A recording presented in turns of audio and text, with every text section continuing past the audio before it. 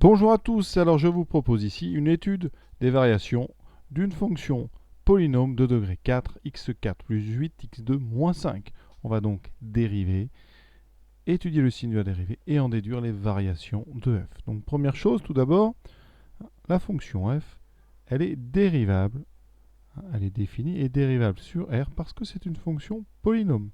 Les fonctions polynomiales sont dérivables sur leur ensemble de définitions, donc ici, sur R. F est dérivable sur R, ici, entre parenthèses, polynôme. Alors, pour dériver une fonction polynomiale, c'est-à-dire des puissances entières de x, il faut connaître deux, trois petites choses. Alors, ici, je vais faire un petit tableau avec les dérivées que vous devez connaître. Donc, à gauche, je vais mettre l'expression de f, et à droite, l'expression de sa dérivée. D'accord ? Donc ici, première chose, quand on a une fonction affine, ax plus b avec a et b qui sont réels, la dérivée, ce sera a. On ne garde que le coefficient directeur. Ici, ça sera l'occasion de dériver moins 5. Moins 5, c'est une constante, comme si a valait 0 ici. Donc quand on dérive une constante, dans les tableaux, vous trouvez ça peut-être sous la forme k.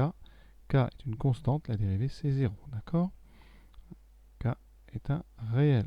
Ici, a et b sont deux réels.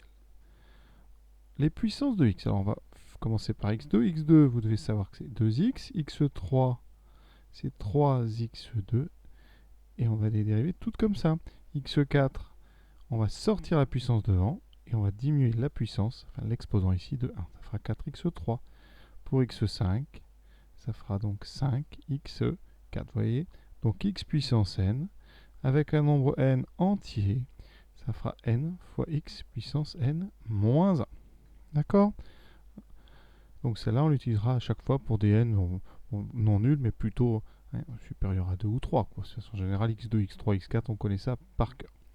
Donc, ici, la dérivée de f', c'est la dérivée d'une somme. Donc on va dériver chaque terme et on va les additionner. Donc on dérive x4, qui donnera 4x3. On dérive 8 fois x2.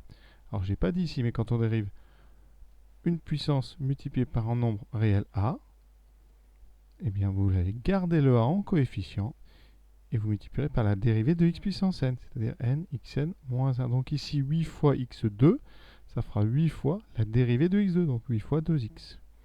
Moins 5, on a dit en se dérivant, ça donnera 0, c'est une constante. On a déjà terminé, ça fait 4x3, 8 fois 2, 16, donc plus 16x. N'oubliez pas, l'objectif de l'exercice, c'est les variations. Les variations d'une fonction, elles peuvent être déterminées en trouvant le signe de sa dérivée. Donc ici, on a calculé la dérivée. Maintenant, on va étudier son signe. Donc là, f', c'est du degré 3. Donc on ne peut pas utiliser de discriminant pour l'instant. Le discriminant, ça marche pour le degré 2. Ça veut dire que notre 4x3 plus 16x, il va falloir le factoriser. Et ici, c'est évident, ça se factorise par x. C'est pour ça qu'on peut faire l'exercice. Donc ici, ça fera x fois 4x2 plus 16. On peut même faire un petit peu mieux, factoriser par 2x. C'est-à-dire qu'ici, je remets un 2, et ça me fera donc 2x2 plus 8. Et vous voyez qu'on peut faire encore mieux. On peut faire par 4x. 4x, ça donnera donc x2 plus 4. Et là, on a vraiment fait le maximum. Maintenant, on a un produit. Et pour avoir le signe d'un produit, il vous faut le signe de chacun des facteurs. Alors, premièrement, un signe de 4x. On va détailler, c'est l'objectif de bien vous apprendre. Alors 4x, c'est simple, c'est une fonction affine de coefficient 4. Ça veut dire que c'est une fonction affine croissante. Donc si on traçait la courbe, on aurait une droite qui monte, avec ici un endroit où ça fait 0. Donc vous voyez que le signe serait moins 0 plus. Quand est-ce que ça vaut 0, 4x? Attention, c'est surtout pas moins 4. On va diviser par 4, ça fait 0 sur 4, ça fait 0. Donc le signe de cette fonction 4x, donc fonction affine, si on devait le faire tout seul, le tableau, ça donnerait ceci. 4x, c'est donc négatif, puis nul, puis positif. Maintenant, signe de x2 plus 4. Alors ça, il y a plein de façons de le faire. Quand on est un élève, on aime faire des discriminants. Donc ici, je vais vous montrer, on a une équation, enfin une fonction du second degré avec les coefficients a égale 1, b égale 0, c égale 4.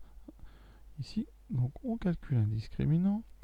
Donc b carré 0 au carré moins 4ac, et vous voyez que ça donne j'ai oublié le moins, pardon, c'est b carré moins 4ac, si j'oublie le plus important.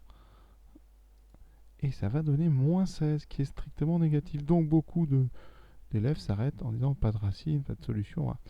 Il y a quand même un signe, même si votre fonction, même si votre expression x carré plus 4 n'a pas de racine, ça veut tout simplement dire qu'elle ne s'annule pas. Mais elle a quand même un signe. Toutes les fonctions réelles ont un signe, plus ou moins. Donc, ici, il faut le trouver. Et c'est là qu'intervient, quand on fait donc la recherche des racines, c'est pour factoriser et pour trouver le signe, souvent. Donc là, quand on n'a pas de racine, ça veut dire que eh bien, votre polynôme x de plus 4 ne s'annule pas. Il est donc toujours soit positif, soit toujours négatif. C'est-à-dire que la courbe est d'un seul côté. Alors, x carré plus 4, c'est une parabole qui est orientée vers le haut. Donc vous voyez bien que s'il n'y a pas de racine, c'est forcément que l'axe est trop bas. Donc, c'est strictement positif. Dans le cours, vous devez avoir une phrase qui vous dit que quand un discriminant est négatif strictement, c'est toujours du signe du coefficient de x carré, c'est-à-dire du signe ici de a égale 1. Donc c'est positif. Donc on va avoir un grand plus dans le tableau. Ceux qui veulent éviter un discriminant et aller plus vite, on peut bien sûr, parce que x carré plus 4, eh bien, il y a quelque chose d'important. Vous pouvez, si vous voulez, l'écrire 4 plus x carré. Alors je fais ça, pourquoi? Ça permet de mettre en évidence quelque chose d'assez évident quand on le voit comme ça. X carré, c'est un carré de réel positif, donc c'est supérieur ou égal à 0. Donc 4 plus x2, ben vous rajoutez à 4 un nombre positif, donc 4 plus x2 est forcément supérieur ou égal à 4. Donc c'est strictement positif. Il n'y a pas besoin, vous voyez, de calcul pour ça. Quand on voit x carré plus 4, on doit tout de suite arriver à voir que ça donnera quelque chose de supérieur ou égal à 4. Donc dans le tableau, on n'a plus qu'à mettre tout ça. On met donc la première ligne. C'est l'ensemble de définitions, moins l'infini plus l'infini. Ensuite, les différents facteurs du produit, 4x, x2 plus 4, et ensuite le produit, f'. Et en dernière ligne, on mettra les variations donc de f de x. Parfois on met variation de f, là les deux versions sont possibles. Alors 4x, on a dit donc ça s'annulait en 0. On va faire ici notre première colonne. Voilà. On a dit que 4x est une fonction affine croissante, d'accord? Donc on a moins 0 plus. Moins 0 plus. X carré plus 4 est une parabole trop haute pour couper l'axe horizontal, donc pas de racine. Vous voyez que la forme nous indique strictement positif. On fait le produit, moins par plus, moins 0 plus. D'accord? F de x, eh bien vous savez, quand la dérivée est négative sur un intervalle, ça veut dire que sur cet intervalle, la fonction f est strictement décroissante. Et quand une dérivée est positive sur un intervalle, c'est qu'elle y est, que la fonction est strictement croissante. Il nous reste une seule chose à mettre pour terminer, c'est la valeur ici du minimum. Donc on va calculer à côté du tableau f de 0.